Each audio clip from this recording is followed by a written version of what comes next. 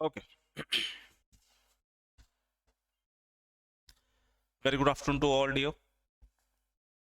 पिछले टॉपिक से किसी को डाउट है तो आप सवाल कर सकते हैं।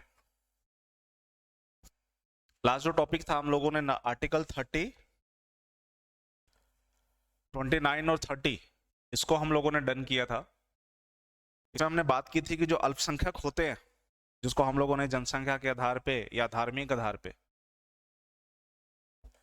या तो आप इसे धार्मिक आधार पे बोलिए, जनसंख्या के आधार पे, जो भी बोलना है, और फिर एक भाषाई आधार पे, जो अल्पसंख्यक हो गए उनको लेकर के हम लोगों ने फंडामेंटल राइट्स दिए थे।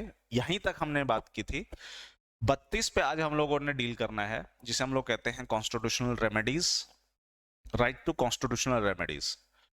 आपको समझना है कि कॉन्स्टिट्यूशनल रेमेडीज क्या है। जब डॉक्टर भीमराव अंबेडकर साहब जब इस क्लॉज को डिस्कस कर रहे थे तो उन्होंने आर्टिकल 32 को बकायदा भारत के संविधान की हृदय व आत्मा जो है वो बोला है।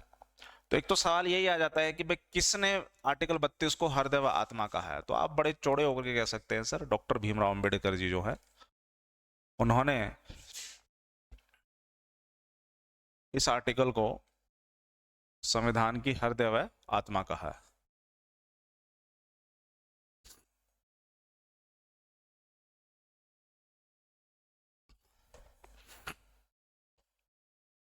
उन्होंने कहा कि देखो, मैंने फंडामेंटल राइट दे दिया, मैंने ये बात बोल भी दी कि भाई ऐसे अधिकार होंगे जो राज्य के विरुद्ध दिए गए, लेकिन कल को अगर किसी का अधिकार का हनन होता है तो वो व्यक्ति जाएगा कहां? जी कहीं नहीं, तो फिर देने का फायदा क्या है?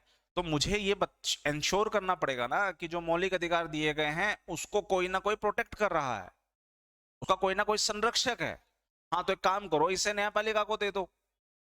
मौलिक अधिकारों का संरक्षक जो है उसे सुप्रीम कोर्ट को बना दो। तो इससे क्या होगा? इससे ये होगा कि किसी का भी मौलिक अधिकार का हनन होता है तो वो सीधा सुप्रीम कोर्ट में जा सकता है। तो उसका मतलब है कि सर उसे डिस्ट्रिक्ट कोर्ट और हाई कोर्ट में जाने की जरूरत नहीं है ना, क्योंकि नॉर्मल सर्कमस्टांसेस में पहला केस आपका यहां आएगा, डिस्ट्रिक्ट कोर्ट का कोई फैसला हुआ, उसके बाद आप अपील कर सकते हैं हाई कोर्ट में, और हाई कोर्ट का कोई फैसला हुआ उसके खिलाफ आप अपील कर सकते हैं सुप्रीम कोर्ट में।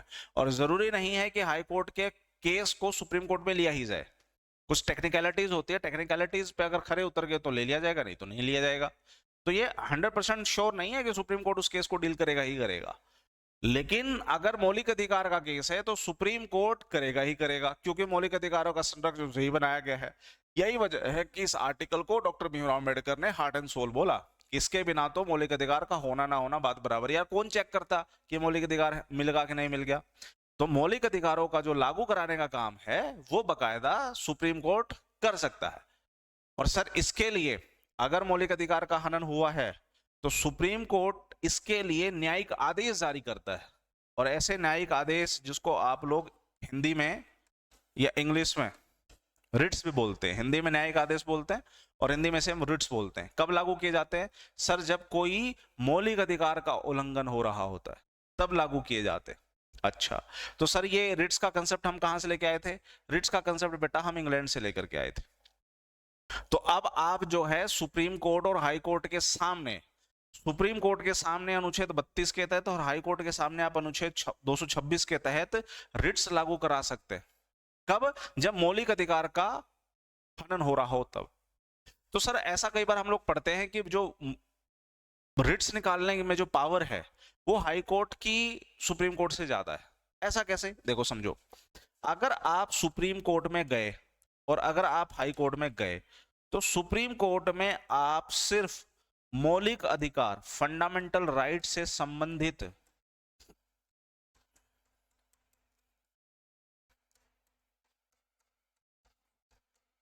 मामलों के लिए ही रिट्स लागू करा सकते। लेकिन हाई कोर्ट में अगर गए तो फंडामेंटल राइट्स के साथ साथ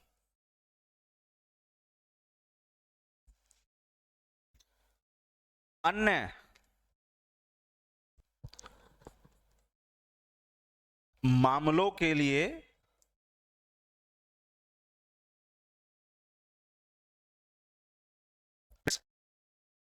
लागू करवा सकते हैं। तो एक बात बताइए, किसको ज्यादा पावर है?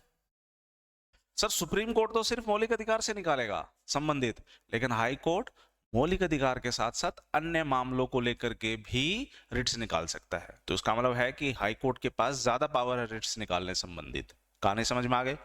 आगे बढ़िए। सॉरी, हमारे पास जो 5 रिट्स हैं उसमें पहला रिट्स है बंदी प्रत्यक्षीकरण। नाम से पता चल रहा है एक बंदी है, उसको प्रत्यक्ष करो, यानी उसको सामने लेकर के आओ। अच्छा, हमारे संविधान में अनुच्छेद 22 में हम ऐसा कुछ पढ़ करके आए हैं कि किसी भी व्यक्ति की गिरफ्तारी होती है तो गिरफ्तारी से संबंधित उसको कंस्ट्रक्शन मिला हुआ है। गिरफ्तारी हुई है तो 24 घंटे के अंदर अंदर मजिस्ट्रेट के सामने उसे पेश करना होगा। बोलो हाँ या ना? लेकिन अगर पेश ही ना किया जाए तो सर ये सीधा आर्टिकल 21 की वॉल्यूशन दिख रही है।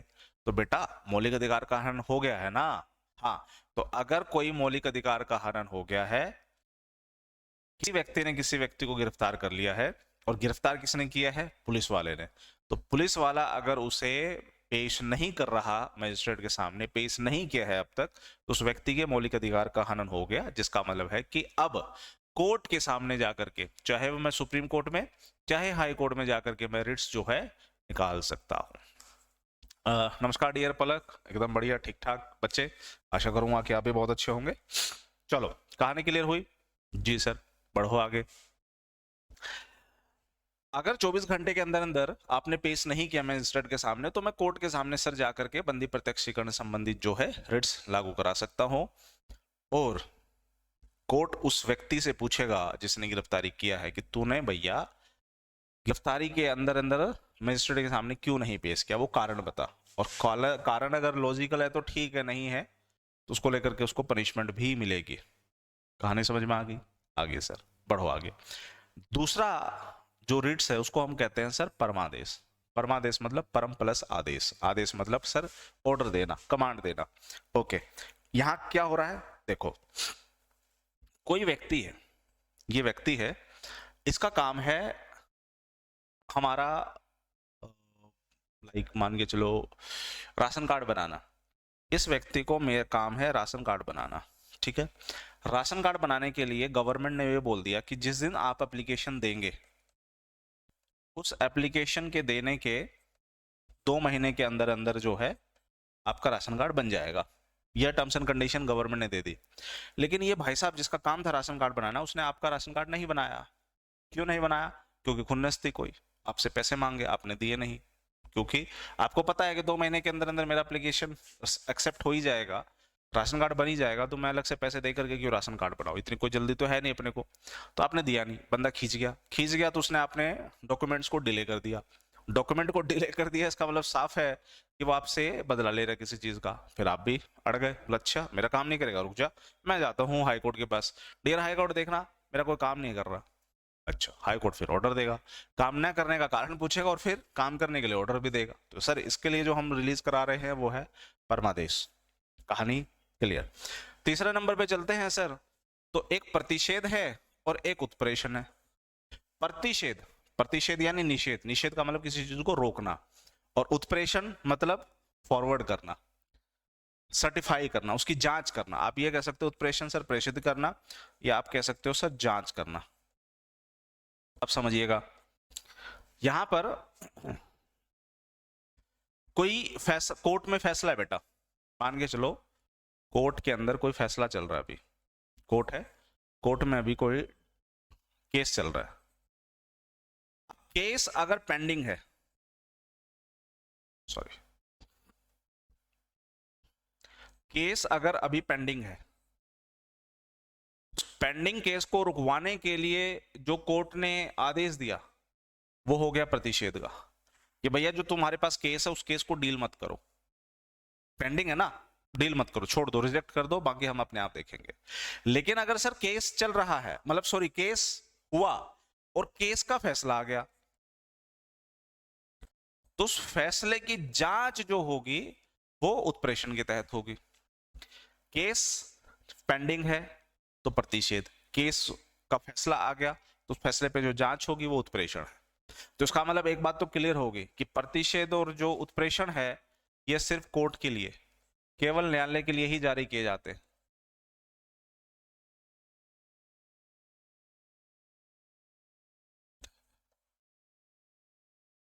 बोलो हाँ या ना। हाँ सर। और उसी तरीके से बंदी प्रत्यक्षीकरण जो है और परमादेश ये किसके खिलाफ लाए गए सर? ये लाए जाते हैं कार्यपालिका के खिलाफ। कार्यपालिका, परमादेश किसके खिलाफ लाया जाता है? कार्यपालिका। कार्यपालिका मतलब जिसको काम करना है। और इसी तरीके से आखिरी है अधिकार परीक्षा। बेटा अधिकार परीक्षा का मतलब होता है किसी काम को करने के पीछे का अधिकार जानना। एक बात बताओ, आप सभी तैयारी कर रहे हो? आप कहोगे सर बिल्कुल तैयारी कर रहे हैं। परवेश भोरिया जी नमस्कार। मुकेश यमुनानगर जी, राइट्स आर्टिकल क्या है बता दिया dear Mukesh ji. Article 32 supreme court और आर्टिकल 226 हाई कोर्ट। तो सर ये अधिकार परीक्षा क्या है? अब जितने भी बच्चे यहाँ मुझे देख रहे हैं, मैं अगर आपसे सवाल ये करूं कि आप गवर्नमेंट जॉब की तैयारी कर रहे हैं, आपका आंसर मिलेगा बिल्कुल सर। अच्छा, तो गवर्नमेंट जॉब बेटा क्यों लोगे आप? कैसे लोगे? सर फॉर्म आ गए हैं, फॉर्म भर दिए हैं, एग्जाम हुआ है, उसमें अपने आप को हमने बेस्ट दिखाया है, अच्छे मार्क्स लेकर के आए हैं, लोगों को बीट किया है, तब हमें रैंकिंग मिलेगी, रैंकिंग के बेस पे सर हमें पोस्ट मिल गई। बिल्कुल सही, मैं वही तो पूछना चाह रहा था। क्या ऐसा हो सकता है कि आप फर्जीवाड़े से नौकरी ले लो? हाँ, हरियाणा में तो ऐसा होता है, बहुत होता है। लेकिन अगर आपको पता चल जाए कि ये फर्जीवाड़ा है और आप उस व्यक्ति के खिलाफ अधिकार परीक्षा का रिट्स लगाना चाहते हैं, तो आप लगा सकते हैं कि सर ये किस अधिकार से काम कर रहा है। जो कॉम्पिटिशन है उस कंपटीशन के बेसिस पे मेरे मार्क्स ज्यादा आए थे, लेकिन सर धांधली करके ये बंदा जो है, जिसके अंदर है ना ए इज इक्वल टू बी या ए प्लस बी का स्क्वायर का फॉर्मूला जिसे नहीं पता, उसे जॉब दे दी गई है। तो आप ये जो कोर्ट के अंदर केस होते हैं कैसे होते हैं? ऐसे ही तो होते हैं हरियाणा में, बिना कोई मतलब पहले तो फॉर्म भरो, फिर पेपर दो, फिर कोर्ट केस लड़ो, आखिरी में नौकरी मिलती है सरकारी। तो बिना कोर्ट केस लड़े हुए तो वो चीजें हो नहीं रही है। कैसे हो रही है? अधिकार परीक्षा के तहत ही हो रही है। सर उस फलाने वाले को नौकरी दे दी, मेरे को क्यों नहीं मिली? ये मेरा अधिकार है। तो जब आप किसी भी सरकारी नौकर को, एग्जीक्यूटिव जिसे कार्यपालिका कहते हैं, उसको उसके काम करने के लिए कारण जानना चाहते हैं, तो वो कारण अधिकार परीक्षा बताता है। अब आप मुझसे ये सवाल पूछ सकते हैं, हालांकि पूछने की जरूरत नहीं है क्योंकि मैं कार्यपालिका नहीं हूं, लेकिन आप ये कह सकते हैं सर आप पॉलिटिक्स किस नाते पढ़ा रहे हैं? मैं कहूंगा बेटा यहाँ पर मैनेजमेंट थी लीसू की, वो आए, मिले, देखा, परखा, जांचा, तब जाकर उन्होंने कहा कि आओ हमारे प्लेटफॉर्म पे पढ़ाओ। ऐसे तो नहीं पढ़ा दिया कि मैं चलते फिरते गया, मैं यार मैंने सुना है कि तुम ऑनलाइन भी पढ़ाते हो, चलो मेरा मन है कर रहा है आज पढ़ाने का, पढ़ा करेगा। नहीं, मेरा राइट है यहाँ पढ़ाने का, उसी तरीके से आपका भी सरकारी नौकरी में काम करने का अधिकार होगा। तो उसके लिए जब आप रिट्स लागू करवाएंगे, उसी रिट्स को हम लोग कहते हैं अधिकार परीक्षा। Very good afternoon dear Rekha ji. तो कहानी क्लियर हो गई? ये है आपके रिट्स आर्टिकल 32 के तहत। अब आ जाइए आर्टिकल 33 में। सर जो हमारे सुरक्षा बल होते हैं, सुरक्षा बल समझते हो? जैक, army, air force, navy, national security guards, NSG, intelligence bureau, research and analysis wing जिसे रॉ कहते हैं। सर इनके कुछ काम है, बिल्कुल है। उन काम को लेकर के इनकी रेस्ट्रिक्शंस है कुछ आर्टिकल 33 में।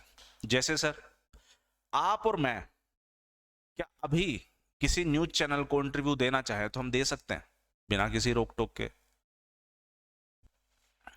डियर मुकेश यमुनानगर, लगता है कि आपने ना क्लास मेरी लगाई नहीं है पीछे वाले। बेटा पहले वो क्लास लगा के आओ,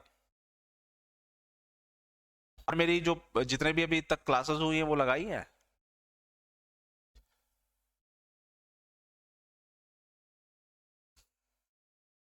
तो जा करके पहले वो क्लासेस देखिए, बिल्कुल फ्री हैं, आपने फीस दे रखी है उसकी, उसको जा करके अच्छे तरीके से समझिए। मैंने बहुत ही डिटेल में तो नहीं कहूँगा क्योंकि उतना लेवल भी नहीं है अपना कि सिविल सर्विस के लेवल पे जाएं, लेकिन इतना बता दिया है कि आपको आर्टिकल 21 अच्छे तरीके से समझ में आ जाए। तो आर्टिकल 33 पे हम लोग उस पर बात करते हैं। जितने भी सर आर्मी, एयरफोर्स, डिफेंस वाली जो फोर्सेस हैं, इसमें जो लोग काम कर रहे हैं, आपकी और मेरी तरह क्या freedom of speech under article 19, article 19 में हम लोग क्या पढ़ रहे थे कि बोलने का आजादी, अभिव्यक्ति की आजादी। तो क्या मार्केट में आकर के वो ये कह सकते हैं कि अभी मैं निकला हूं विदेश में, ये रक्षा मंत्री ने मेरे को कहा है कि पाकिस्तान पे हमला करो? क्या वो व्यक्ति पार्लियामेंट से निकल करके विदेश, ये सॉरी रक्षा मंत्री से बात करके निकला है और वो न्यूज़पेपर के सामने या किसी मीडिया के सामने आकर के ये बात कह सकता है क्या कि मेरे को विदेश मंत्री ने, अरे सॉरी बार बार विदेश मंत्री कह रहा हूँ, मुझे रक्षा मंत्री ने कहा है कि चाइना के ऊपर अटैक कर दो, बम फोड़ दो, ऐसा वो कह सकता है? No sir. तो बस अब ये मत कह देना कि सर उस व्यक्ति को तो आर्टिकल 19 के तहत freedom of speech and expression है, नहीं है। यही आर्टिकल 33 कहता है कि जो हमारे सशस्त्र बल होंगे उन लोगों को मौलिक अधिकार संबंधित जो हैं कुछ केसेस दिए गए हैं जो जिसमें रेस्ट्रिक्शंस है, वो ये काम नहीं कर सकते। अब बेटा आर्टिकल 23 पे पहुंचिए। आर्टिकल 23 क्या कहता था? आर्टिकल 23 कहता था कि शोषण नहीं होगा, आप किसी से जबरदस्ती काम नहीं करा सकते, बेगार नहीं करा सकते, मतलब उससे काम करवा रहे हैं लेकिन उसको सैलरी बहुत कम दे रहे हैं तो बेगार नहीं होगा, पहली चीज। दूसरी चीज, जबरदस्ती काम पे नहीं कराएंगे। लेकिन एक बात बताओ मुझे, क्या डिफेंस में जैसे सेना है हमारी, उस सेना में कोई भी व्यक्ति काम ना करना चाहे तो क्या उसको जबरदस्ती काम कराया जा सकता है? आंसर मिलेगा बिल्कुल कराया जा सकता है सर। तो क्या वो ये नहीं कह सकता कि मेरा आर्टिकल 23 जो है वो वोलेट हो गया है? आर्टिकल 23 में बोला गया है कि जबरदस्ती काम नहीं करा सकते, लेकिन यहां तो है ना जबरदस्ती काम करवाया जा रहा है। कमांडिंग ऑफिसर ने कहा कि भाई खड्डा खोद, तो खड्डा खोदना पड़ रहा है मेरे को। अब मैं ये थोड़ी कहूंगा कि नहीं खोदना चाहता, खुदवा ले, किसके बाप से खुदवाएगा? तो कमांडिंग ऑफिसर जो है वो सर ऑर्डर देगा और हड्डियां तोड़ेगा सर मेरी, और हड्डियां तोड़ेगा अगर मैंने ये बात कह दी कि मैं नहीं करता। अगर ऐसा हो जाए तो सोच के देखिए, कल को अगर चाइना के साथ हमारी लड़ाई हो गई, हमारे आर्मी वाले खड़े हैं बॉर्डर पे, गोलियां चल रही हैं, अब एक व्यक्ति सोच रहा है कि यार गोलियां चल रही है मैं तो नहीं लड़ूंगा, मैं तो भाग रहा हूँ, वो भागेगा। अगर वो युद्ध छोड़ करके भाग रहा है तो क्या होगा? चाइनीज के गोली खाएगा कि नहीं खाएगा? उसको गोली उसका कमांडिंग ऑफिसर ही मार देगा। तो क्या कमांडिंग ऑफिसर को उसको गोली मारने के लिए कोर्ट के सामने लेकर के आना पड़ेगा? नो, क्योंकि आर्टिकल 33 पे बेटा कुछ रेस्ट्रिक्शंस है और उस रेस्ट्रिक्शंस में आपसे जबरदस्ती काम कराया जा सकता है। कौन से? आईबी, रॉ, और जो नेशनल सिक्योरिटी से जुड़े हुए होते हैं, राष्ट्रीय सुरक्षा से, वो, और उसके बाद आर्मी, एयरफोर्स, नेवी, इन लोगों को आर्टिकल 33 में कुछ रेस्ट्रिक्शंस है फंडामेंटल राइट्स के।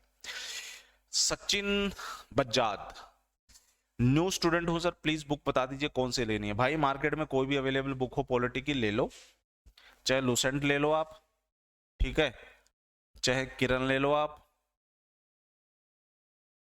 चाहे आप अरिहंत की कंप्लीट ले लो। मार्केट में एक नई बुक आई है जिसे हम कॉस्मोस पब्लिकेशंस की बुक कहते हैं, आप चाहे वो कॉस्मोस पब्लिकेशंस की बुक ले लीजिए, बुक कोई भी ले लीजिए, कहानी का सार सब में सेम रहता है, कंसेप्ट जो है वो आप मेरी क्लास में सीख जाओगे।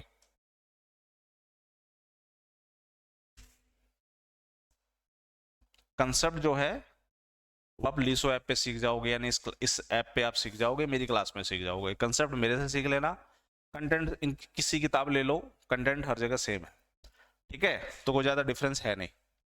हाँ, जो कॉस्मोस पब्लिकेशन है ये थोड़ी सी एनसीईआरटी बेसिस पे चली हुई है, तो अगर आपको लगता है कि एनसीईआरटी की तरफ मुझे थोड़ा फोकस करना है तो कॉस्मोस पब्लिकेशन की किताब ले लो।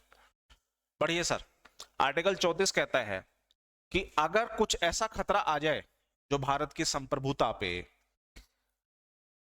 एकता पे, अखंडता पे, समझ पा रहे हो, भारत की संप्रभुता पे, सॉवरेनिटी, भारत की सुरक्षा पे, भारत की एकता पे और भारत की अखंडता पे, अगर कोई कैसा खतरा आ जाए कि मुझे रोकना है, और आईएएस जो बैठा होता है डिस्ट्रिक्ट में वो अगर वो नहीं संभाल पा रहा, तो ऐसे में सर सिविलियन अथॉरिटी को हटा देंगे और उसकी जगह हम आर्मी को खड़ा कर सकते हैं। आर्टिकल 34 में यह बात बोली गई है कि भैया हम मार्शल लॉ लगा सकते हैं। मार्शल लॉ कहां लगेगा सर? मार्शल लॉ ऐसे इलाके में लगेगा जिस इलाके के अंदर संप्रभुता पे सवाल खड़ा हो गया है, भारत की सुरक्षा पे सवाल उठ गया है, एकता पे सवाल उठ गया है, या फिर अखंडता पे सवाल उठ गया। इनमें से किसी भी मुद्दे पे अगर सवाल उठ जाए तो फिर वहां की जो सिविलियन अथॉरिटी होगी, सिविलियन अथॉरिटी कौन सी होती है? ये जो आईएएस बड़े चौड़े हुए बैठे रहते हैं ना कि हम आईएएस हैं, तो हाँ तुम सिविलियन अथॉरिटी हो। कल को ऐसा खतरा पैदा हो जाए कि तुम इस चीज की सुरक्षा नहीं कर पा रहे हो तो आपको हटा करके आपकी जगह हम मिलिट्री को खड़ा कर देंगे, और फिर मिलिट्री जो है वो मार्शल लॉ लगाएगी, और जब मिलिट्री मार्शल लॉ लगाती है तो पूरे भारत में नहीं लगेगा। जिस इलाके में ये खतरा है उस इलाके में ही मार्शल लॉ लगता है। और सर जहां मार्शल लॉ लग जाए समझ जाओ कि वहां पर मौलिक अधिकार से संबंधित जो है खतरे भी पैदा हो जाएंगे। याद कीजिए इमरजेंसी में हम ऐसा कुछ पढ़ रहे थे कि अगर इमरजेंसी लग गई तो इमरजेंसी में मौलिक अधिकार के ऊपर फर्क पड़ जाता है। इसी तरीके से जब मार्शल लॉ लगेगा तो जिन इलाकों में मार्शल लॉ लगा हुआ है उन इलाके में आपके मौलिक अधिकार जो हैं वो रिस्ट्रिक्टेड हो सकते हैं, सस्पेंड हो सकते हैं, निलंबित हो सकते हैं, लेकिन सिर्फ मार्शल लॉ वाले टेरिटरी में, पूरे भारत में नहीं। तो ये आर्टिकल 34 है। और फिर एक आर्टिकल 35 है जो इसमें लिखा नहीं, लिख लीजिए।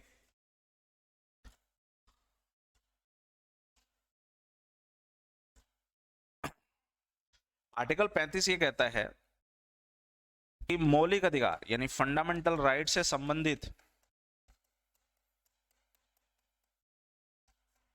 कानून केवल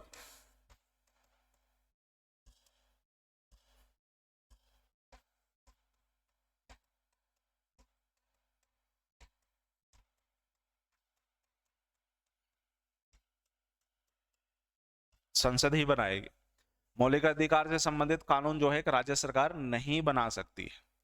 ये कहानी आर्टिकल 35 की है। तो एक बात बताइए, मौलिक अधिकार में कोई भी संशोधन करना हो तो कौन करेगा? राज्य सरकार, हरियाणा सरकार? नो, सिर्फ संसद करेगी। तो ये कहानी है आपके आर्टिकल 35 की।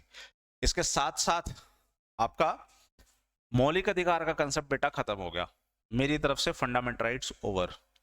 12 से लेकर के 35 तक मौलिक अधिकार हमने खत्म कर दिया। संविधान का भाग 3 जिसे हमें मैग्ना कार्टा भी कहते थे संविधान का। मैग्ना कार्टा जो इंग्लैंड से कंसेप्ट लिया गया है।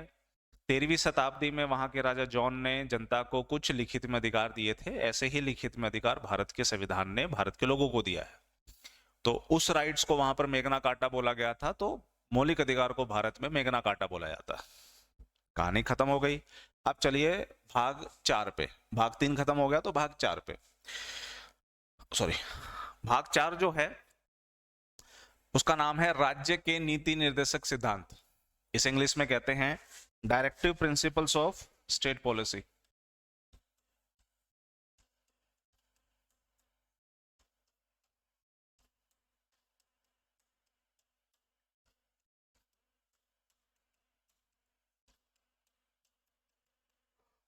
ओके, अनुच्छेद 36 से 51 के बीच में इसकी बात कही गई है। ये सारा कंसेप्ट हम लोगों ने आयरलैंड से उठाया है। भाग 3 में और भाग 4 में क्या डिफरेंस है? भाग 3 में हम लोगों को, भारत की जनता को अधिकार दे रहे हैं और हम ये राज्य को कह रहे हैं कि आप इन अधिकारों को नहीं छीनेंगे। ये भाग 3 है। भाग 4 क्या कह रहा है? भाग 4 में हमने इन राज्यों को इस जनता के लिए काम करने के लिए, नीतियां बनाने के लिए आपको अधिकार दिया।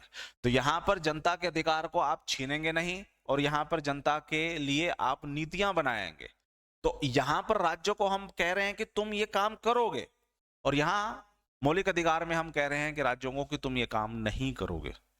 तो ये तो ठीक वैसा ही नहीं है कि आप इस क्लास में भी बैठ करके मुझे देख रहे हैं, मैं आपसे सवाल पूछ रहा हूं, आप उसका आंसर कर रहे हैं, ठीक है, ये डू है।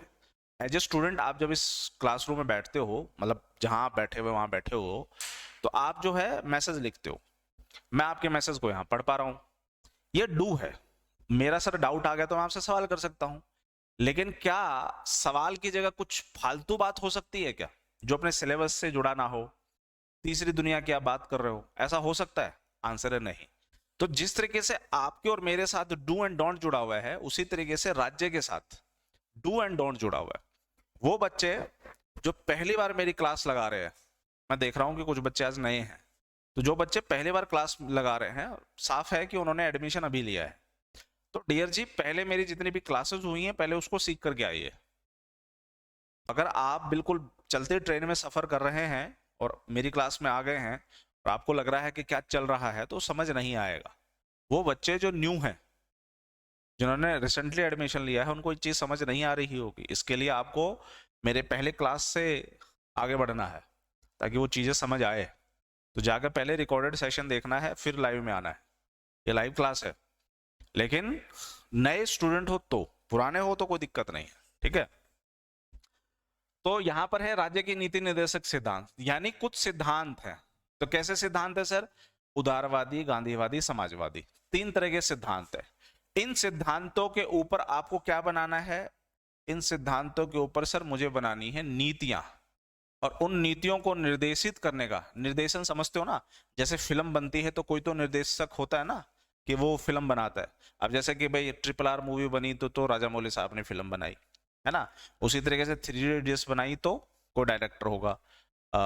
इसी तरीके से सर कोई फिल्म बनाए, कोई भी फिल्म बन रही है, डायरेक्शन होगा ना। इसी तरीके से कोई सिद्धांत पे नीति बना रहे हो तो कोई तो डायरेक्शन करेगा ना। हाँ, कौन करेगा? तो राज्य करेगा। हाँ, तो सचिन बजाज जी आज ही लिया है ना, तो मेरा ये मानना है कि हाँ, तो डियर एकता, कोई दिक्कत नहीं है। अगर आज आपकी पहली क्लास है तो ये जो क्लास चल रही है हो सकता है आपको समझ ना आए, हो सकता क्या 99% समझ नहीं आएगा। तो कोशिश कीजिए कि जो पहली क्लास है वहां से आप पढ़ना शुरू कीजिए, क्योंकि आप थोड़े लेट हैं, है ना। आपको बाद में एक मतलब अंदर से एक अंतरात्मा जागी है आपकी, और आपको लगा कि हाँ आप क्लास ले लेनी चाहिए, तो ले लेने आगे। आप थोड़े लेट हैं बच्चे, लेकिन रिकॉर्डेड सेशन है, फायदा है। जो चीज है ना आपको मेरी नहीं सुननी है उसको आप लोग फटाफट से आगे बढ़ा दोगे, तो 10-10 सेकंड करके आगे बढ़ा सकते हो। लाइव क्लास में तो नहीं कर सकते, तो जाके पहले उसको देखिए, फटाफट पॉलिटिक खत्म कीजिए, यहाँ आइए जहां पर हम हैं लाइव में। चलो बढ़ो आगे। तो 3 तरह के सर सिद्धांत है। उन सिद्धांतों पे आपको क्या बनानी है? नीतियां। नीतियों का मतलब यहाँ पर कानून वगैरह से, और उन कानून को निर्देशित करने का काम जो है सिर्फ राज्य करेगा। दैट इज राज्य के नीति निर्देशक सिद्धांत। इसको हम लोग DPSP कहते हैं, आयरलैंड से कंसेप्ट लिया है। सर ये तीनों सिद्धांत कैसे, थोड़ा समझाओगे? हाँ भाई बिल्कुल समझाएंगे। हरियाणा में हैं। हाँ सर, तो हरियाणा की कुछ चीजों पे डिस्कस करते हैं। मान के चलो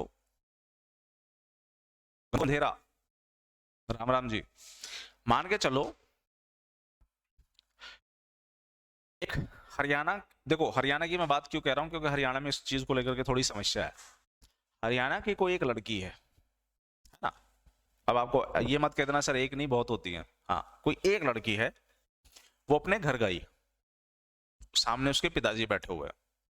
वो अपने पिताजी को ये कहती है कि पापा मुझे शादी करनी है, और उसके लिए मैंने एक लड़का पसंद कर रखा है, अच्छा है। तो बताओ पिताजी क्या कहेंगे? नहीं सचिन बजाज जी, ये स्पेशल बैच नहीं है मेरा। स्पेशल बैच मेरा UPSC का ही चलता है, सिर्फ पॉलिटी और ज्योग्राफी का। Good evening dear Komal ji. क्या बात, आप लोगों को शेड्यूल मिला नहीं था क्या? आज आप लोग इतना लेट कैसे हैं? हमारी क्लास आज 3:30 बजे स्टार्ट हो गई थी, 3:10 पे बेटा, सॉरी हाँ 3:10 पे, 3:15 बजे के आसपास हमारी क्लास स्टार्ट हुई थी, जो थोड़ी बहुत 5-10 मिनट की डिले हो गई है। तो आज आप लेट कैसे हैं? तो लड़की ने पिताजी को कहा कि पापा मेरे को तो शादी करनी है, तो पापा ने कहा कर ले। तो ये बताइए पापा क्या हुए? सर पापा हुए उदारवादी। पापा को कोई समस्या नहीं है। पापा ने देखा कि मैंने मेरी बेटी को शिक्षा दे दी, 18 साल से ऊपर की हो गई, लीगल एज में है, सोचने समझने की इसकी पावर अच्छी है, तो मेरी तरफ से फ्री है, बेटा अब जो करना चाहे कर, ये तेरी जिंदगी है। तो पापा ने अगर ऐसा कुछ कहा तो सर पापा उदारवादी हो गए। सिंपल सी बात है सर। पापा बोला शादी करनी, पापा बोले कर ले, उदारवादी हो गए। फिर लड़की ने अगली बात बोली कि सर पापा एक समस्या है। अच्छा हिंदी की क्लास थी, कोई दिक्कत नहीं भाई।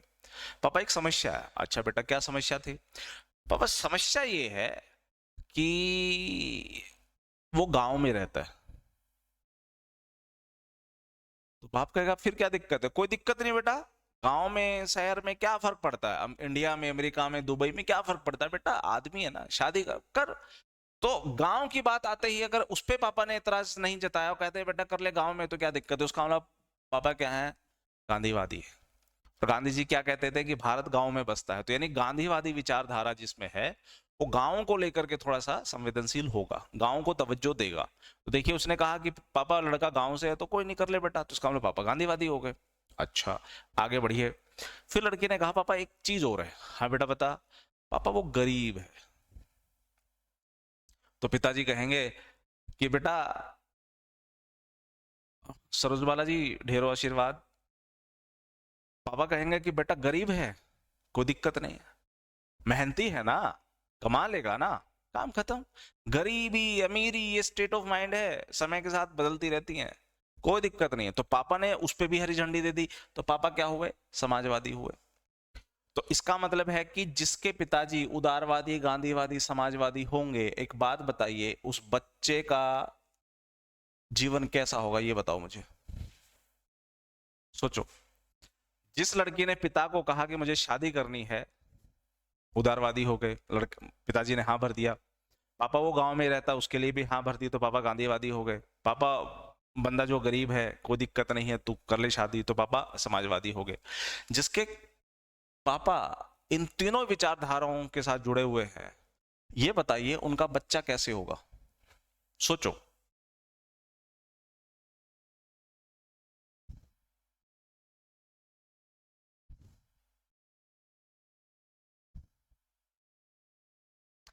सर उस बच्चे का भविष्य बहुत अच्छा होगा, बच्चे का जीवन बहुत अच्छा होगा, घर वालों की रेस्ट्रिक्शंस नहीं होगी, बच्चे की डेवलपमेंट बहुत होगी, बच्चे का दिमाग जो है काफी ज्यादा विकसित होगा, बच्चा भी उदारवादी, गांधीवादी, समाजवादी होगा। तो सर जिसके पिताजी ने गांधीवादी, उदारवादी और समाजवादी विचारधारा पे तालीम दी है, वो बच्चा भी उसी शिक्षा को लेकर के आगे बढ़ेगा। यानी समाज को ये ज्यादा बेनिफिट करेगा, रादर देन कि कोई भी बेटी है अगर घर में आके कहते पापा मेरे को शादी करनी है, पापा ने एक मारा, बोला तेरी ऐसी हिम्मत कैसी हो गई कि तू शादी कर ले। पापा क्या नहीं हुए, पापा उदारवादी नहीं हुए। अब पापा उदारवादी नहीं हुए तो बच्चे जो हैं थोड़े विद्रोही किस्म के होंगे, पापा को सारी बात नहीं बताएंगे, जो करना है खुद के दम पे कर लेंगे, और अच्छा होता है तो भी ठीक है, बुरा होता है तो भी ठीक है। मान के चलो कि पापा ने कहा अच्छा शादी करनी है, कर ले बेटा, हो गई 25 साल की, घर पे थोड़ी बिठा के रखें, कर ले शादी। ने कहा कि पापा दिक्कत है, गांव में रहता, गांव में, अरे ये देख ना, शहर में कर ले, गोबर ठाणे कौन पड़े हैं, ये वो फलाना ढिनका। तो पापा ये कह रहे हैं कि मैं उदारवादी तो हूं लेकिन मैं गांधीवादी नहीं हूं भाई, अमीर गरीब, ये जो शहर गरीब, शहर और गांव जो है इसमें थोड़ा फर्क होता है। तो पापा नहीं चाहते कि गांव में भेजना।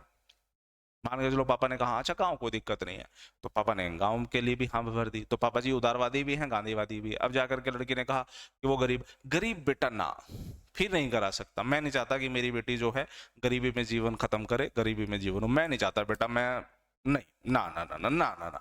अब देखिए पिताजी दो तो हैं लेकिन गरीबी पे आकर के सवाल उठ गया, तो इसका मतलब पिताजी क्या नहीं है, समाजवादी नहीं है। तो कहने का मतलब अगर किसी के पिता में तीनों ही चीज हैं तो बच्चे भी तीनों ही लेवल पे डेवलपमेंट करेंगे। किसी के पिताजी में दो ही चीज हैं, एक नहीं है, तो तीसरे लेवल पे जिसमें वो कमी है, बच्चे में वो कमी देखने को मिलेगी। हो सकता है, मैं ये नहीं कहूंगा कि होगा ही ऐसा, हो सकता है। और जिसके पिताजी तीनों ही नहीं है, बच्चे की तो दुर्गति होने वाली है भाई। समझ पा रहे हो ना, बच्चे की तो दुर्गति होने वाली है। और हरियाणा में लव मैरिज होने के पीछे का कारण क्या है, आज के टाइम पर हरियाणा में ज्यादा लव मैरिज हो रही है ना। क्यों हो रही है, ज्यादा होने का मतलब ये नहीं है कि 10 शादियों में से 6 शादी लव मैरिज हो रही है, ज्यादा होने का मतलब है कि पहले के मुकाबले ज्यादा हो रही है। क्यों हो रही है सर, इसलिए हो रही है क्योंकि परिवार वाले जो है ना वो थोड़े दबा के रखते हैं बच्चों को, दबा के रखते हैं, तो यानी कोई ना कोई विचारधारा जो है, कोई ना कोई सिद्धांत के रूप से वो कमी पड़ी जाती है, फिर हम देखते हैं कि उसका एक बैकफायर होता है, उसका एक परिणाम होता है जो भुगतना पड़ जा सकता है। ये कहानी है, ठीक है। खैर, तो अगर कोई राज्य, अब समझिए, अगर कोई राज्य इन तीनों सिद्धांतों के ऊपर नीतियां बनाता है, तो सोचिए वो उस राज्य में रहने वाले लोग कैसे होंगे। सर उन राज्य में रहने वाले लोगों का जो है कल्याण ही कल्याण होगा, फायदा ही फायदा होगा, डेवलपमेंट ही डेवलपमेंट होगी। तो इसलिए अगर डीपीएसपी को, राज्य के नीति निर्देशक सिद्धांत को पूरी तरीके से लागू किया जाए तो उस राज्य को में कल्याणकारी राज्य की स्थापना होगी। वो राज्य जो है हर नागरिक को कल्याणकारी व्यवस्थाएं देगा। ये है आपका राज्य के नीति निर्देशक सिद्धांत में इन सिद्धांत का मतलब। आगे बढ़ो। तो सर अनुच्छेद 36 जो है, राज्य क्या है, आर्टिकल 36 में राज्य की डेफिनेशन दी गई है। आर्टिकल 37 में बोला गया है कि भैया ये जो सिद्धांत इनका उद्देश्य क्या होगा। आर्टिकल 37 बोलता है कि ये तीनों के तीनों सिद्धांतों के ऊपर हम लोग क्या बनाएंगे, नियमावली बनाएंगे, नीतियां बनाएंगे, और उन नीतियों के बेस पे हमें क्या मिलेगा, आर्टिकल 38, यानी एक कल्याणकारी राज्य उभर करके आएगा। कहानी समझ में आ गई। तो 36, 37, 38 तीनों ऐसे जुड़े हुए हैं। राज्य क्या होगा सर, इस राज्य की वही डेफिनेशन होगी जो आर्टिकल 12 में हम राज्य की परिभाषा पढ़ते थे। केंद्र सरकार सर संसद, केंद्र सरकार संसद, राज्य सरकार राज्य विधानमंडल, और स्थानीय संस्थाएं और अदर। ये आर्टिकल 12 होती थी राज्य की डेफिनेशन। आर्टिकल 36 की डेफिनेशन भी वही है जो 12 की है। 37 कहता है कि जो ये तीनों विचारधारा, इन विचारधाराओं पे, इन सिद्धांतों पे नीतियां बनाई जाए, और उन नीतियों के बनने से आर्टिकल 38 पैदा होगा, यानी कल्याणकारी राज्य की स्थापना होगी। कहानी यहां तक के क्लियर। 36, 37, 38। अब आ जाओ 39 पे। आर्टिकल 39 कहता है कि समान कार्य के लिए समान वेतन। एक बात बताओ बच्चे, जितने भी बच्चे मुझे देख रहे हैं, सभी के सभी जो हैं आज के आज लग गए लेफ्टिनेंट। सभी के सभी बच्चे आज के आज ही लेफ्टिनेंट लग गए। तो बताइए मेल और फीमेल को लेकर के सैलरी अलग होगी क्या? सोचो, मेल और फीमेल को लेकर के क्या सैलरी अलग होगी क्या? No sir. लेफ्टिनेंट हैं, आज ही लगे हुए हैं, सैलरी में डिफरेंस नहीं होगा। समान कार्य के लिए समान वेतन। लेकिन अगर आप लेफ्टिनेंट लगे हो 1 साल पहले, तो हो सकता है सैलरी समान ना हो। समान कार्य के लिए समान वेतन। विकास हुड्डा, आप इंग्लिश मीडियम में हैं, हिंदी समझ में नहीं आती, तो आप इसको ऐसे पढ़िए, आर्टिकल 39। अच्छा, आपके लिए चीजें थोड़ा सी इजी कर देता हूं। पढ़ाना तो मैं भी हिंदी में, इंग्लिश में ही चाहता हूं भाई, लेकिन नंबर ऑफ जो है स्ट्रेंथ है उस पर लेकर के थोड़ी गड़बड़ हो जाती है। समझिए, directive principle of state policy. यहां प्रिंसिपल्स कौन से हैं? लिबरलिज्म, गांधीयन एंड सोशलिज्म, या socialist. Liberalist, socialist and Gandhian, इन 3 तरह के आपके प्रिंसिपल्स हो गए। इन प्रिंसिपल के बेसिस पे पॉलिसी बनेंगे, और policy will be the directed by the state. Understood. इन पॉलिसियों को अगर इंप्लीमेंटेशन होता है तो वेलफेयर स्टेट जो है वो निकल करके आएगा। वेलफेयर स्टेट मतलब जहां पर सबका कल्याण हो।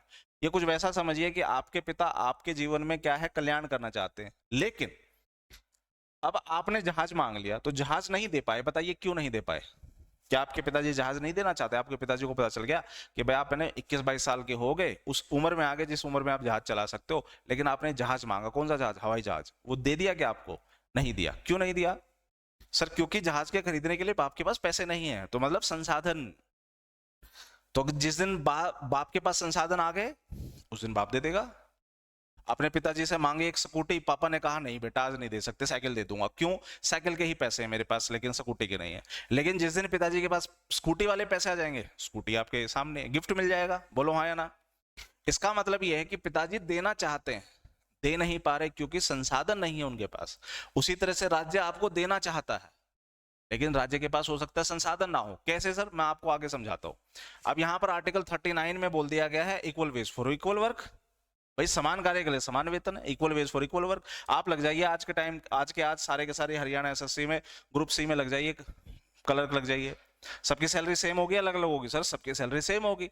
लेकिन एक बात बताओ, जो फिल्में बनती हैं हमारी, उन फिल्मों में जो हॉलीवुड, सॉरी, उन फिल्मों में जो एक्टर होता है जो मेल होता है, और जो एक्ट्रेस होती है फीमेल, हीरो हीरोइन, तो दोनों की सैलरी सेम होती है क्या? मतलब फिल्म बनी एक, जैसे कि फिल्म बनी अपनी, मान के चलो बाहुबली। बाहुबली में जो प्रभास को पैसा मिला होगा, जो एक्टर को पैसा मिला होगा, क्या उतना ही पैसा एक्ट्रेस को भी मिला? आंसर मिलेगा नहीं सर। तो बेटा यहां तो समान कार्य के लिए समान वेतन नहीं हुआ। एक फिल्म है सर, काम कर रहे दोनों की, सबकी सैलरी सेम क्यों नहीं है?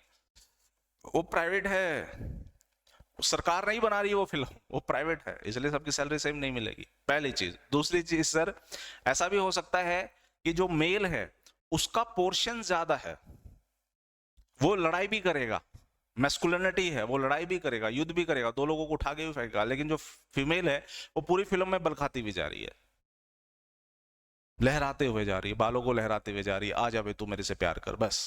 तो फर्क तो होगा ना, तो वहां पर फिर आपकी सैलरी में भी फर्क होगा। अब कई फिल्में हम देखते हैं जहां पर भी एक्ट्रेस की कोई जरूरत ही नहीं है। कुछ फिल्म ऐसी होती है जहां एक्टर की कोई जरूरत नहीं है। अब जैसे कि एक फिल्म आई थी क्वीन, कंगना रनौत की। अब पूरी फिल्म जो सेंट्रिक थी वो वुमेन सेंट्रिक थी।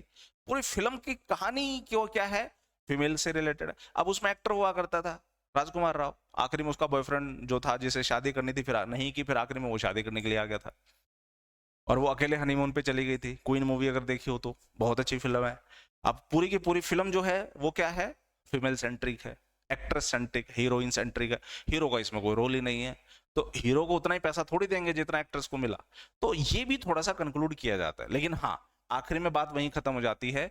फिल्में स्टेट नहीं बना रहा, फिल्म बना रहा है कोई प्राइवेट बंदा, तो उस पर ये चीज लागू नहीं होगी। ये स्टेट पे लागू हो रही है कि तुम्हारा काम है समान कार्य के लिए समान वेतन, equal ways for equal work, ये देना। ठीक है सर, कोशिश करेंगे हम। बच्चों के स्वास्थ्य की देखभाल, तो एक बात बताइए, बच्चों के स्वास्थ्य की देखभाल कैसे करेंगे? बकायदा हम बच्चों को, समझिएगा, बच्चों के स्वास्थ्य के ही नहीं, बकायदा बच्चों के हम शोषण से भी बचाएंगे।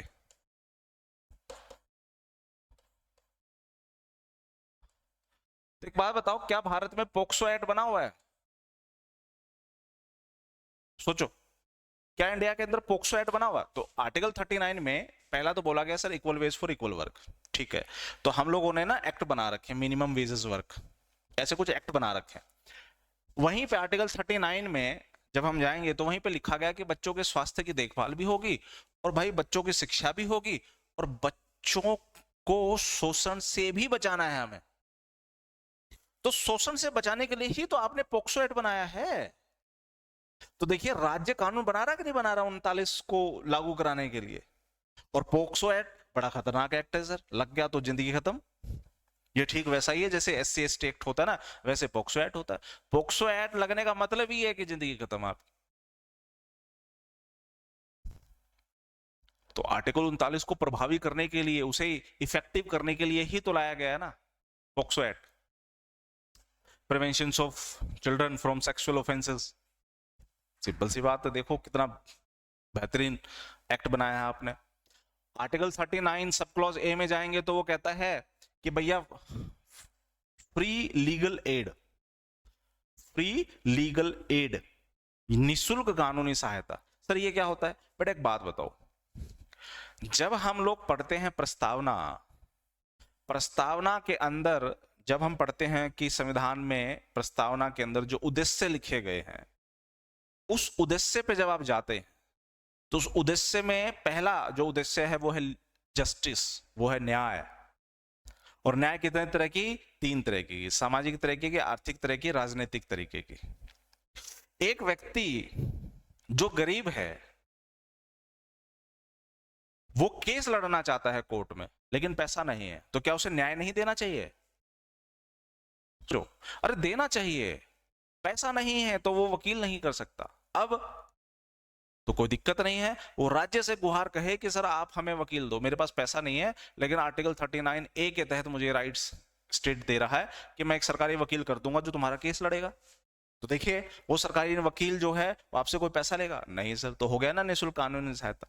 तो डेफिनेटली ये निःशुल्क कानूनी सहायता किसको दी गई है? गरीबों को, ताकि न्याय को पाने का हक इनको भी हो गया साहब। आर्टिकल 40 पे आ जाओ। पंचायतों की स्थापना करने का, पंचायतों की व्यवस्था करने का अधिकार भी जो है वो राज्यों के पास होगा। राज्य पंचायतों से संबंधित कानून बनाने के लिए कोशिश करेंगे ताकि गांधीवादी सिद्धांत जो है, गांधीयन प्रिंसिपल, वो इफेक्टिवली फॉलो हो सके। ये देखो हम क्या पढ़ रहे हैं, 3 तरह के सिद्धांत है ना। तो आर्टिकल 40 में कौन सा सिद्धांत दिख रहा है? आर्टिकल 40 में सर गांधीयन प्रिंसिपल दिख रहा है, क्योंकि गांधी जी गांव की बात कहते थे। ये देखो पंचायतों की स्थापना करने का काम जो है वो भी राज्य करेगा, पंचायतों को बनाने का काम, पंचायतों को प्रभावशाली करने का काम जो है स्थानीय स्तर पे वो राज्य करेगा। तो देखिए आर्टिकल 40 को इफेक्टिव करने के लिए ही तो भारत के संविधान में 73वां और 74वां संविधान संशोधन 1992 हुआ था। 73वां संविधान संशोधन के तहत ही तो ग्राम पंचायतों को एक संवैधानिक दर्जा मिला और 74वें संविधान संशोधन के तहत जो नगर पालिका, नगर निगम है, इनको संवैधानिक दर्जा मिला।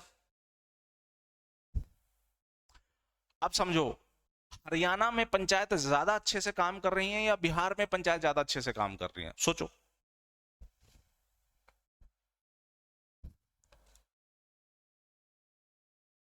आपको आंसर मिलेगा हरियाणा की पंचायत सर बिहार के पंचायत से ज्यादा अच्छे से काम कर रही है।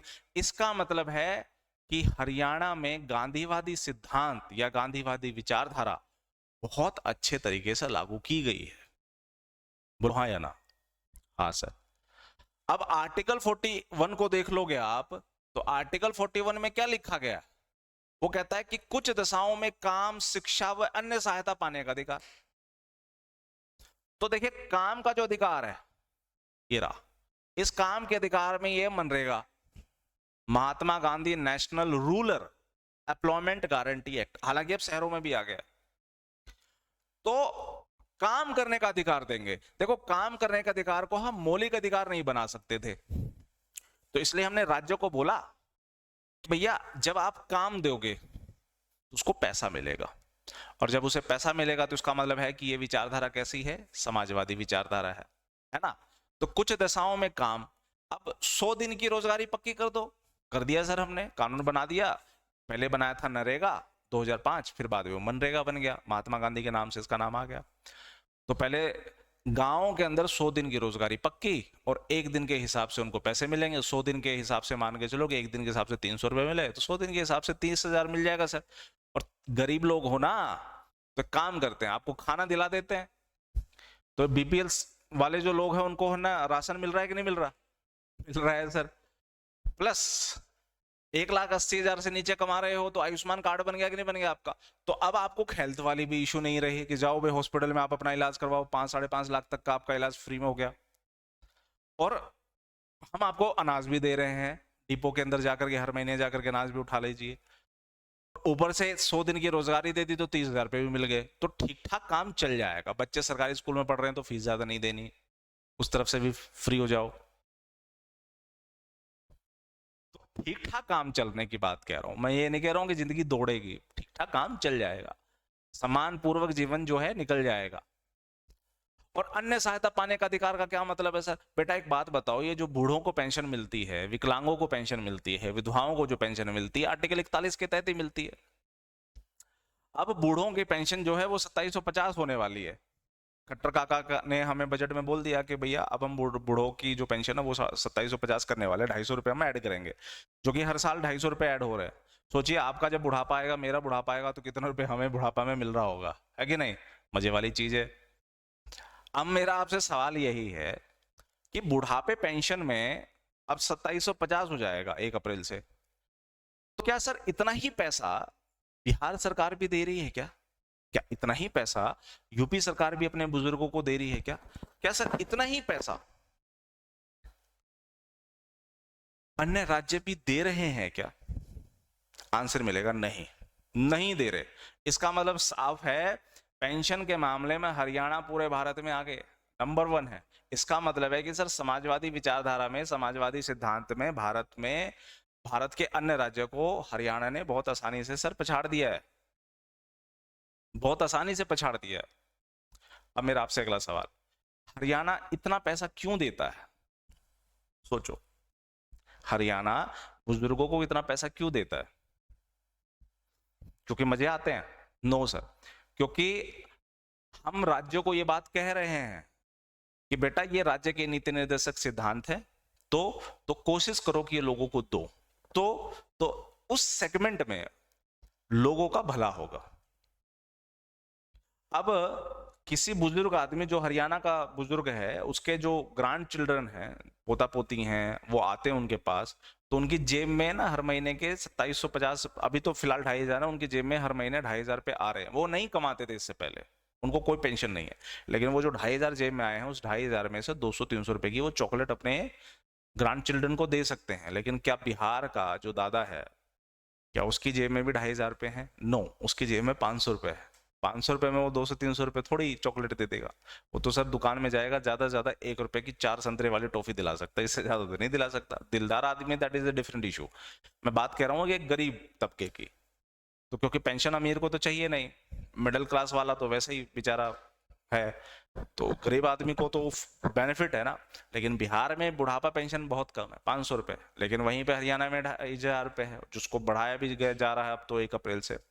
इसका मतलब सर यही है कि हरियाणा के पास पैसा बहुत ज्यादा है, और जो जनसंख्या है बिहार के मुकाबले बहुत कम है। बिहार में जनसंख्या बहुत ज्यादा है, बूढ़ों की भी जनसंख्या ज्यादा होगी, लेकिन बिहार की कमाई बहुत कम है। तो कम कमाई है, जनसंख्या ज्यादा है, तो पेंशन भी फिर कम जाएगा। लेकिन क्या बिहार सरकार से अगर आप पूछो क्या तुम अपने बुजुर्गों को 5,000 रुपये हर महीने देना चाहते हो, तो वो कहते हैं सर 5,000 नहीं, मैं तो अपने बुजुर्गों को 10,000 रुपये दे दूं हर महीने, लेकिन मेरे पास संसाधन है ही नहीं, मेरे पास पैसा है ही नहीं, तो मैं दूंगा कहां से। तो इसका मतलब है कि राज्य के नीति निर्देशक सिद्धांत किसी राज्य में थोड़े ऊपर हैं, किसी राज्य में कम है, तो उसका मतलब ही साफ है कि उस राज्य के पास हो सकता है उस मामले में संसाधन ज्यादा हो, और जो दूसरा राज्य नहीं दे रहा है इसका मतलब उस राज्य के पास संसाधन कम हो। तो मेरे पास पैसा है तो मैं कहीं भी चला जाऊंगा, पैसा है ही नहीं तो मैं तो टेलर इस पे एलिसो पे आके पढ़ाऊंगा है कि नहीं। कहानी तो सारी इसकी है। तो हरियाणा आर्टिकल 41 में जीत जाता है। क्यों जीत गया? क्योंकि इसके पास ये है, जमीन है सर, उपजाऊ जमीन है। यहाँ पर फरीदाबाद है, गुड़गांव है, चंडीगढ़ है सर, ये चारों तरफ से ना बड़े बड़े शहर हैं और हरियाणा को ओवरऑल डेवलप कर जाते हैं। तो हरियाणा उस मामले में बिल्कुल सही पोजीशन पे, पैसा आता है उस हिसाब से। हरियाणा की तो सर मौज है इस मामले में, बोलो हाँ या ना। अब यहाँ तक किसी बच्चे का कोई doubt? Very good evening dear Priyanka ji. चलो कोई डाउट नहीं है, बढ़िएगा। आर्टिकल 41 से हम चलेंगे कहाँ पे? आर्टिकल 42 पे। आर्टिकल 42 कहता है काम की न्यायोचित व मानवोचित दशाओं का तथा प्रसूति सहायता का उपबंध करना। English medium, maternity relief to provide human conditions for work and maternity relief, जो इंग्लिश मीडियम है, to provide for human conditions, to provide human conditions for work and the maternity relief. मुझे एक बात बताओ, मैं आपको जो पढ़ा रहा हूं, हालांकि राज्य ने यही नहीं प्रोवाइड किया, राज्य की जो नौकरियां हैं, क्या राज्य की नौकरियों में काम करने की कंडीशन बनाई गई है? मतलब सर, मतलब ये कि मान के चलो पुलिस वाले और गर्मी आ रही है, तो बेचारों को छोटी छोटी सी वो कोठड़ी सी बना करके दे दी गई है पुलिस वालों को कि भाई ये नाका है, इस नाके पे तुम्हें बैठना है। आप देखोगे उसमें क्या है, एक बेड है, खुद के कपड़े हैं, बेचारे लेटे हुए हैं। गर्मी है, सर्दियों में तो सर किसी हिसाब से काम चल जाता है, रजाई लेकर के पड़े रहो, सोए रहो, लेकिन गर्मियों में सर मुश्किल है, गर्मियों में बहुत आग फेंकता है। तो एक काम करो ना, कूलर ले आओ। कूलर सर देते हैं, हाँ स्टेट देती है, टूटा फूटा ही सही बट कूलर मिल जाता है, तो गर्मी किसी हिसाब से निकल जाएगी। तो आप कहेंगे सर ये तो काम की न्यायोचित व्यवस्था है ना, मानवोचित दशा है। कहानी सिंपल सी है। और मैटरनिटी रिलीफ, जो महिला जो एडवांस स्टेज में है प्रेगनेंसी के, बच्चा हो गया, बच्चा होने के बाद उसे काम पे थोड़ी बुलाया जाएगा कि 10 दिन के अंदर रिपोर्ट करो। नो सर, आप चाहे कितने ही बड़े पद पे हो, अगर प्रेगनेंसी हो गई, बच्चा पैदा हो गया, मैटरनिटी रिलीफ कम से कम 6 महीने की तो पक्की। 6 महीने की क्यों पक्की? क्योंकि 6 महीने माँ का दूध जो है बच्चे के लिए कंपलसरी होता है, तो बच्चे का सर्वांगीण विकास हो ही नहीं पाएगा। बच्चे का सर्वांगीण विकास नहीं हो पाया तो बच्चा राज्य के लिए बोझ बन जाएगा। तो राज्य कहता है कि ये बच्चा मेरे ऊपर बोझ ना बने, इससे पहले ही मैं आपको छुट्टी दे रहा हूं, जाइए। WHO के नियम के हिसाब से 6 महीने कंपलसरी बच्चे को माँ का दूध चाहिए, क्योंकि उसमें जो एंटीऑक्सीडेंट्स वगैरह होते हैं या रोगों से लड़ने की जो प्रतिरोधक क्षमता होती है वो बच्चों में उसी दौरान डेवलप होती है। 6 महीने तक लिक्विड में कुछ नहीं देना बच्चे को, सिर्फ माँ का दूध। वो कब पॉसिबल होगा? जब मैटरनिटी रिलीफ दोगे 6 महीने की। लेकिन यार वो महिला जो है वो तो बहुत गरीब है, घर बैठ जाएगी तो उसे तो पैसा नहीं मिलेगा, दाने दाने के लिए मोहताज हो सकती है। अरे कोई नहीं, काम कर रही है ना, वो किसी फैक्ट्री में काम कर रही थी ना, तो फैक्ट्री को ऑर्डर दे दिया गया कि महिलाओं को 6 महीने की सैलरी दोगे आप, है सर, और क्या, महिला को सैलरी दो आप,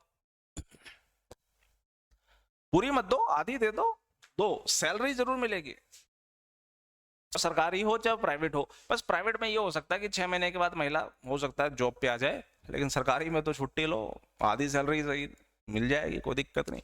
और देखिए प्रसूति सहायता तो ठीक है, लेकिन अब है ना पैटर्निटी रिलीफ भी देने लग गए हैं, मतलब पिताजी को भी बच्चे की देखभाल के लिए, अपने वाइफ को देखभाल के लिए, क्योंकि न्यूक्लियर फैमिली हो रही है ना, जॉइंट फैमिली अब रहती नहीं, न्यूक्लियर फैमिली होने लग गई। न्यूक्लियर फैमिली में अगर बच्चा पैदा हो गया, उसका कोई पेरेंट्स है ही नहीं बच्चे की देखभाल करने के लिए, तो पिता को भी 2-3 महीने की छुट्टी मिल सकती है, पैटर्निटी रिलीफ पिता को भी मिलता है। हालांकि 42 में नहीं आता, 42 में सिर्फ मैटरनिटी रिलीफ है। क्लियर? और आगे बढ़िएगा आर्टिकल 43 में सर, तो आर्टिकल 43 कहता है कर्मकारों के लिए निर्वाह मजदूरी, यानी आर्टिकल 43 कहता है स्टैंडर्ड लिविंग वेज। मतलब सर, हरियाणा सरकार पहला ऐसा राज्य है पूरे भारत में जिसने ये कहा कि कोई व्यक्ति महीने के छुट्टी के अलावा 25 दिन काम करता है और हर पर डे वो 8 घंटे काम करता है और 25 दिन काम करता है, तो उसे कम से कम 9,000 रुपए की सैलरी मिलेगी। हरियाणा सरकार पहला ऐसा राज्य है पूरे भारत में जिसने स्टैंडर्ड लिविंग वेज दे दिया है कि भाई जीने के लिए एक मिनिमम जो चाहिए उसको आपको मिल गया। तो दिल्ली सरकार ने भी पीछे एक ऑर्डर जारी किया था, हालांकि वो कितना इंप्लीमेंट हुआ पता नहीं, लेकिन वो कह रहे थे कि हम पूरे भारत में दिल्ली के अंदर न्यूनतम मजदूरी जो है, जो स्टैंडर्ड लिविंग वेज है, वो 14 से 15,000 रुपए करने वाले, कि मतलब इतना एक व्यक्ति कमाए ही कमाएगा। तो सर स्टैंडर्ड लिविंग वेज आ जाने से, एक मिनिमम राशि आ जाने से जीवन जो है वो थोड़ी इजी हो जाती है, कम से कम मेहनती लोगों के लिए, भिखारियों के लिए नहीं, कम से कम मेहनती लोगों के लिए। और अगर हरियाणा ने जो इंप्लीमेंट है कि भाई 9,000 रुपए तो आपको देने पड़ेंगे, अगर वो ओवर टाइम भी करता है तो सर ओवर टाइम पे उसको जो पैसा मिलेगा सर 15,000 के आसपास उसे मिल जाएगा। और ओवर टाइम में भी सैलरी डबल हो जाती है। मान के चलो कि पर डे के वो हिसाब से वो 100 रुपए कमाता है, ओवर टाइम करता है। अब जैसे कि दिन में उसने 8 घंटे काम किया तो कितने मिले? 800। लेकिन ओवर टाइम करेगा तो ओवर टाइम कितने किया उसने? 4 घंटे। तो 100 रुपए पर घंटे मिलते थे, ओवर टाइम में अब उसे पर घंटे 200 रुपए मिलेंगे, तो 800 हो गए। तो आप देखिए कि वो पहले 8 घंटे में जितने कमा रहा है वो अगले 4 घंटे में उतना ही कमा लेता है। तो ऐसे में सर वो व्यक्ति जो है महीने के लगभग 20-25 हजार रुपए के आसपास छाप सकता है। और अगर वो 15 से 20 हजार भी ले आया और हस्बैंड वाइफ दोनों काम कर रहे हैं तो जिंदगी इजी हो सकती है कि नहीं? तो पंजाब ने फिर हरियाणा को फॉलो किया, उसने भी कहा कि हम भी स्टैंडर्ड लिविंग वेज देंगे, लेकिन पूरी तरह से वो फॉलो नहीं करवा पाए। हरियाणा में कुछ हद तक ये फॉलो हुआ है। तो क्लियर यहां तक की बात, स्टैंडर्ड लिविंग वेज वाली बात। तो बच्चा पार्टी आज की कहानी को हम यहीं खत्म करते हैं। सर मेरा सेट करेक्शन वाला लिंक ओपन नहीं हो रहा था, तो मुझे कुछ अपडेट करने की जरूरत है क्या? तो डियर सुनील कुमार शर्मा, अगर सब कुछ ठीक है, सारे अगर आपने डाटा ठीक दिए हैं, तो फिर कुछ भी अपडेट करने की क्या जरूरत है? जरूरत नहीं है।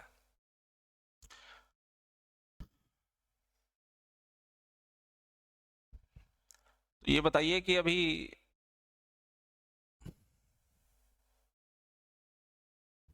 आज की कहानी को खत्म करें?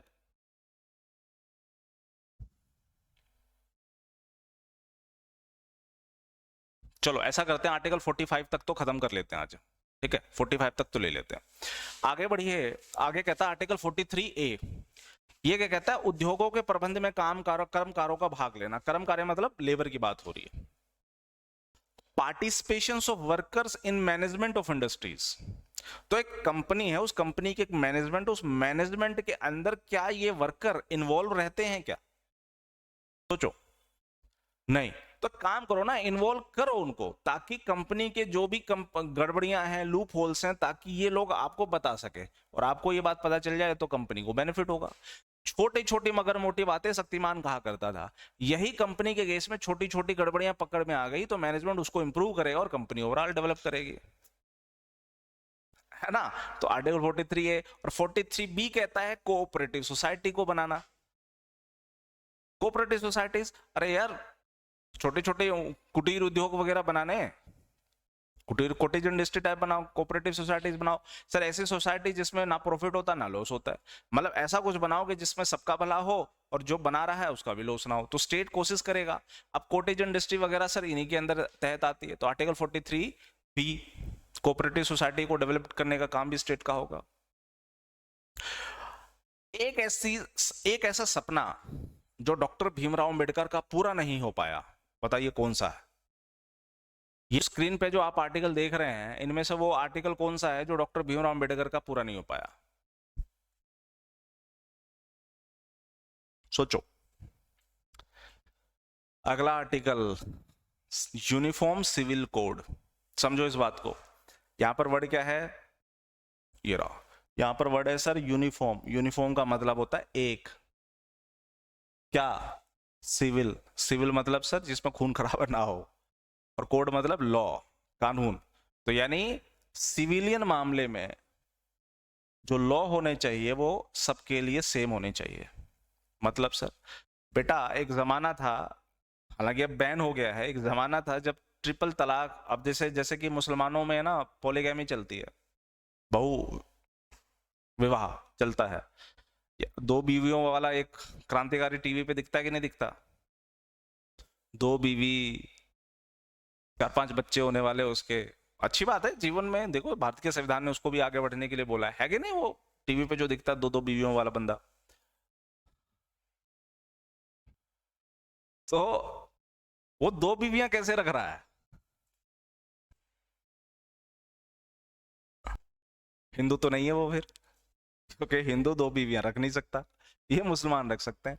तो सर हिंदू में क्यों नहीं है दो बीवियों का रखने की व्यवस्था? आपको दो रखना है, एक काम करो, पहले पहले वाले को छोड़ो, दूसरे वाले को जब लेके आओगे तो उसके लिए आपको पहले वाले को तलाक देना पड़ेगा। और हिंदुओं हिंदुओं में तलाक देने के बाद भी आपकी वाइफ ही रहेगी जब तक वो किसी और से शादी ना कर ले। मुसलमानों के अंदर तलाक तलाक तलाक होता था और बीवी खत्म, मतलब बीवी खत्म का मतलब जीवन से नहीं, जान से नहीं, बीवी खत्म का मतलब है कि स्टेटस खत्म उसका। और हिंदुओं में अगर किसी ने डाइवोर्स दे दिया तो सर एलमनाई भी वो कंपनसेट करवा सकती है, वो पैसा मांग सकती है अपने हस्बैंड से कि वह मेरे पास कोई नौकरी नहीं है, तेरे पास नौकरी है, तो तेरी पैसे में इतने पैसे मेरे को बच्चे के लिए चाहिए, एलमनाई की डिमांड कर सकती है।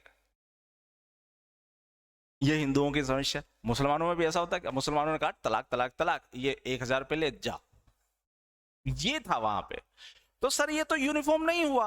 हाँ, तो इसी चीज को लेकर के ही तो गड़बड़ी है। अनफुलफिल्ड ड्रीम, एक ऐसा सपना जो डॉक्टर भीमराव अंबेडकर का पूरा नहीं हो पाया, that was the article 44 uniform civil code.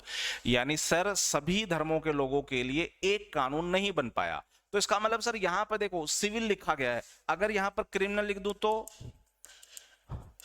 क्योंकि क्रिमिनल के मामले में तो सर सारे के सारे यूनिफॉर्म है, सारे के सारे एक हैं, मतलब कोई हिंदू हो चाहे मुस्लिम हो चाहे सिख हो चाहे ईसाई चाहे बुद्ध हो जैन हो, हत्या करोगे तो फांसी मिल जाएगी या उम्र कैद तो पक्की है। हत्या करोगे तो उम्र कैद तो पक्की है ही है, वरना फांसी भी मिल सकती है। तो यानी क्रिमिनल मामले में सारे बराबर हैं, लेकिन सर सिविल मामले में धर्म वाले बराबर नहीं है।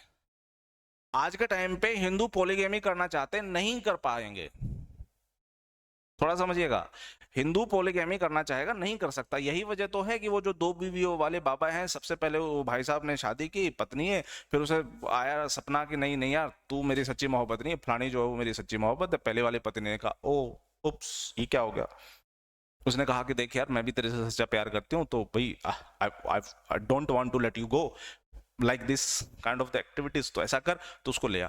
फिर वो सोचता उप्स अब क्या करूं, ये कह रही है कि उसको भी ले आ और मैं तेरे को तलाक दूंगी नहीं, तो भाई अब दो दो बीवी तो हम हिंदुओं में रख नहीं सकते। तो उसने कहा ओके,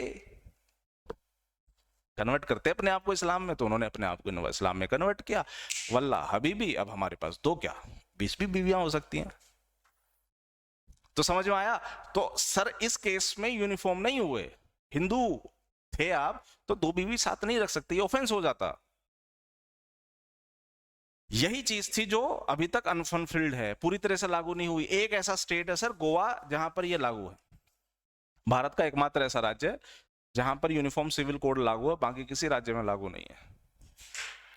कोशिश की जा रही है यूनिफॉर्म होने की, बट विविधताओं वाला देश है तो समय लगेगा। आर्टिकल 45 क्या कहता है? सर देखो सीन क्या है कि पहले यहां पर हुआ करता था 6 से 14 साल, 6 से 14 साल के बच्चों को शिक्षा व स्वास्थ्य संबंधी देखभाल जो है राज्य करेगा, यानी आंगनवाड़ी जो बन रहे हैं वो इसी के तहत बन रहे हैं, 45 के तहत ही।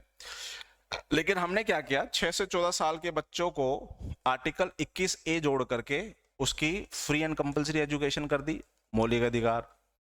और यही 6 से 14 साल के बच्चों को स्कूल भेजने का काम जो होगा ये कर दिया मैंने मौलिक कर्तव्य, फंडामेंटल ड्यूटी। और मौलिक कर्तव्य किसके केस में किया? मौलिक कर्तव्य में मैंने सर पॉइंट नंबर 11 जोड़ा और उसमें बोला कि जो पेरेंट्स होंगे वो पेरेंट्स की ड्यूटी है कि वो अपने बच्चे को जो इस एज ग्रुप में आता है उसको स्कूल भेजे। स्कूल भेजोगे तो उसको फ्री एंड कंपलसरी एजुकेशन हम दे ही देंगे। तो फंडामेंटल ड्यूटी में पॉइंट नंबर 11 और फंडामेंटल राइट्स में आर्टिकल 21 है। तो 6 से 14 साल जब यहां जोड़ी दिया तो अब आपको आर्टिकल 45 में 6 से 14 साल रखने का कोई लॉजिक है नहीं। तो एक काम करो, उसे 6 से 14 की जगह 0 से 6 कर दो। तो यहाँ 0 से 6 हुआ, यहाँ 21A में यहाँ 21 के साथ 21A जोड़ा, और यहाँ पर फंडामेंटल ड्यूटी में पॉइंट नंबर 11 जोड़ा, और तीनों हो रहा है एक ही संशोधन के तहत। 86वां संविधान संशोधन अधिनियम 2002, जिसके तहत 0 से 6 वर्ष के बच्चों की शिक्षा व स्वास्थ्य संबंधी देखभाल जो होगी आर्टिकल 45 के तहत तय की गई। तो आप जो गांव में देखते हैं ना आंगनवाड़ी केंद्र वगैरह जो बन रहे हैं, वो आर्टिकल 45 के तहत ही बनाए गए। उन आंगनवाड़ियों में हम देखते हैं कि जो बच्चे हैं उनको खेलने के लिए सामान वगैरह भी है, खेल कूद करके आ जाओ, उनको थोड़ा खाना भी मिलता है, अच्छा खाना स्टेट प्रोवाइड कराती है ना। तो मिड डे मील स्कीम वगैरह भी जो है स्टेट दे रही है, तो 45 को ही वो इंश्योर कर रही है। कहानी क्लियर? जी सर। तो बेटा आज की कहानी यहीं पे खत्म करते हैं 45 तक। नेक्स्ट सेशन में हम लोग 46 से शुरुआत करेंगे। सर अगर नोट्स बनाया तो लिखा हुआ क्लियर नहीं रहा, लिखा हुआ क्लियर नहीं दिखाई दे रहा, ऐसा कैसे हो सकता है बेटा? स्क्रीन पे तो मुझे बिल्कुल साफ साफ दिख रहा है। मैं मेरे फोन में भी देख लेता हूँ, स्क्रीन पे मुझे बहुत साफ, मैं अपने आप को स्क्रीन पे देख रहा हूँ, जो लिखा है मैंने उसको स्क्रीन पे देख रहा हूँ, और लीसो के ऊपर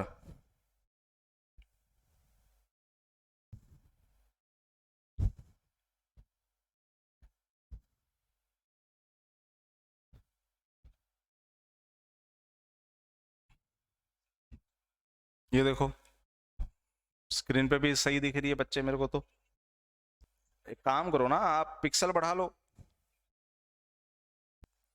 अब आप लोग पिक्सल लेके जाओगे 240 तो उस पर थोड़ी दिखेगा। इस पिक्सल को बढ़ाओ, इस पिक्सल को कम से कम 480 पे या 720 पे रखो। और वैसे भी रिलायंस ने 5G तो लॉन्च कर ही दिया है, तो 5G तो वो फ्री में दे ही रहे हैं, तो एंजॉय करो उसको। चलो, तो कोई डाउट नहीं होगा? कोई डाउट है तो पूछिए। आज की कहानी को हम यहीं खत्म करते हैं।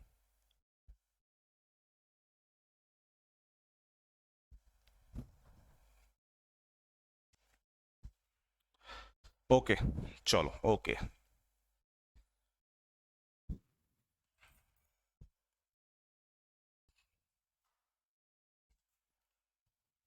आई थिंक इसे का डाउट है नहीं, तो मिलते हैं बच्चे फिर मंडे को हम लोग डीपीएसपी के साथ। तब तक एंजॉय कीजिए, स्वस्थ रहिए, खाइए पीजिए, मौज कीजिए। वीकेंड है, आज फ्राइडे हो गया, कल सैटरडे संडे 2 दिन फिर